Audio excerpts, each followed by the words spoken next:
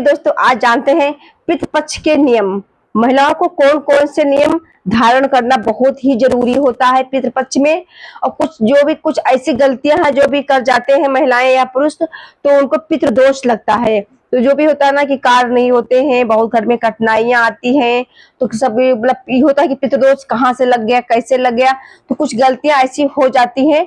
तो आइए हम जानते हैं कौन सा नियम धारण करना चाहिए पितृपक्ष में हम महिलाओं को और पुरुषों को। तो जैसे पितृपक्ष में, तो नंबर 1, पितृपक्ष में ब्रह्मचर्य का पालन करें। और नंबर 2, पितृपक्ष में लहसुन प्याज का त्याग करें, शुद्ध सात्विक भोजन करना चाहिए उस दिन। और हो सके तो जो भी आपके पितरों को पसंद हो वही भोजन आपको बनाना चाहिए। पितृपक्ष में किसी जीव को कष्ट ना दें, दान पुण्य का विशेष ध्यान रखिएगा। घर में कलेश विवाद से दूर रहें और पितरों को ध्यान करें, और पितरों को खुश करें। पितृपक्ष में दूसरे के घर का जलपान ना करें। पितृपक्ष में सूर्योदय के समय यानी सुबह नहाने के बाद में अपने पितरों को जल जरूर दें। चाहे महिलाएं देती हो चाहे पुरुष देते हो, लेकिन किसी भी एक सदस्य को अपने घर में पितरों को पितृपक्ष में जल जरूर देना चाहिए।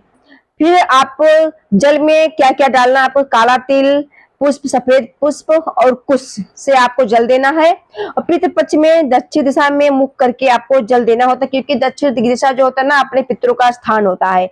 अपने पितरों को खुश करने के लिए, पूर्वजों को ध्यान करते हुए आपको जल देना है। जल 3, 7, 5 बार देना होता है, नहीं करना चाहिए। तो पितृपक्ष में जैसे कि पूजा होती है कि नहीं होती है, तो देखो भगवान को ऐसे नहीं रखते हैं, पूजा करना होता है, लेकिन जो पानी देते हैं या जो जल देते हैं वो अपने पितरों को, उनको पूजन नहीं किया जाता है। ऐसे हम लोगों के यहाँ का ये नियम है, आप लोग अपने यहाँ का नियम देख लीजिएगा। पितृपक्ष में महिलाओं को हेयर कटिंग नहीं करवानी चाहिए, ना थ्रेडिंग वगैरह बनाना चाहिए। हो सके तो बहुत ही दोष होता है, तो अपना हेयर कटिंग नहीं करवाना चाहिए।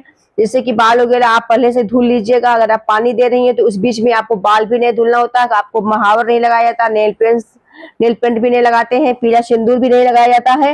अगर आपको नहीं करना है ना नया वस्त्र धारण करना है, आपको पुराना वस्त्र ही पहनना है। अगर आप पानी नहीं दे रही है तो आप नया कुछ भी नहीं करना, जो आप पुराना लगा रही है उसी को यूज करिएगा। नया चीज नहीं निकाला जाता है पितृपक्ष में, इस चीज का महिलाएं विशेष ध्यान रखिएगा। क्योंकि कुछ महिलाएं क्या करती हैं, बस हेयर कटिंग करवा लेती हैं, और जैसे बाल धुल रही है अमावस पे या पितृपक्ष में आप बाल धुल रही हैं या नाखून वगैरह काट रही है, तो इससे क्या होता है, पितृदोष लगता है। अब पुरुष क्या होते हैं ना, वो दाढ़ी वगैरह उनको शेविंग भी नहीं कराना चाहिए, ना बाल हेयर कटिंग करवाना चाहिए। इस 15 दिन में उनको सभी को बचना चाहिए। अगर ये सब लोग कर लेते हैं तो कहीं ना कहीं गलतियां हो जाती है और पितृदोष लग जाता है। तो अपने